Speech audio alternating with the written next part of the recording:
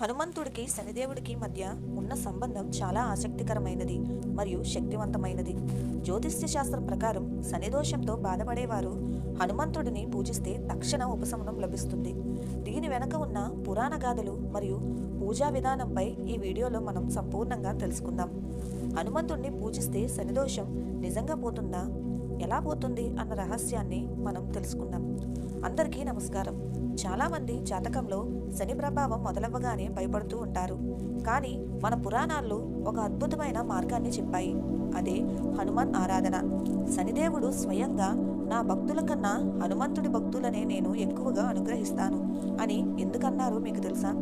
ఈ వీడియోలో హనుమంతుడికి శనిదేవుడికి ఉన్న ఆ విడదీయరాని సంబంధం మరియు పరిహారాల గురించి తెలుసుకుందాం. అయితే కథల ప్రకారం పురాణంలో 2 గాథలుగా ఉన్నాయి.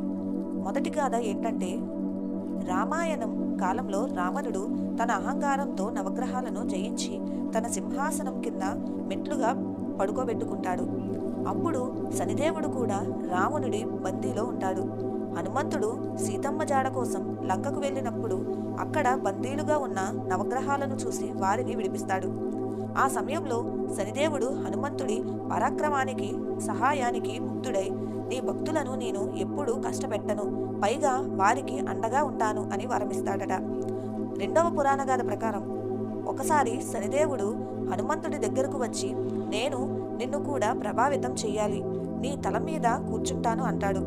హనుమంతుడు సరేనని శనిని తన తల మీద కూర్చొనివ్వగా హనుమంతుడు తన దేహాన్ని పర్వతంలా పెంచేస్తాడు. ఆ బరువుకు శనిదేవుడు నలిగిపోయి నొప్పులతో విలవిల్లాడుతూ ఉంటాడు. అప్పుడు హనుమంతుడు నువ్వుల నూనె ఇచ్చి శనిదేవుడి గాయాలను మాన్పిస్తాడు. అందుకే శనిదేవుడికి నువ్వుల నూనె అంటే అంత ఇష్టం. ఆ సమయంలోనే శనిదేవుడు హనుమంతుడికి ఒక మాట ఇస్తాడు. ఎవరైతే హనుమంతుడిని పూజిస్తారో వారికి తన వల్ల కలిగే కష్టాలన్నీ తొలగిపోతాయని. అయితే హనుమంతుడిని ఇప్పుడు ఎలా పూజించాలన్న విషయం కోసం తెలుసుకుందాం. శనిదోష నివారణ కోసం శనివారం నాడు ఈ పద్ధతులను పాటించండి. శనివారం రోజు కనీసం 7 సార్లు హనుమాన్ చాలీసా పఠించడం వల్ల శని ప్రభావం తగ్గుతుంది. హనుమంతుడికి సింధూరం అంటే చాలా ఇష్టం. శనివారం గుడికి వెళ్ళి స్వామివారికి సింధూరంతో పూజ చేయించడం మంచిది. స్వామివారికి తమలపాకుల మాల వేయడం వల్ల మనశ్శాంతి కలుగుతుంది. అప్పుల బాధలు, ఆర్థిక ఇబ్బందులు ఉన్నవారు హనుమంతుడికి వడమాల సమర్పించడం అత్యంత శ్రేయస్కరం. శనివారం సాయంత్రం హనుమంతుడికి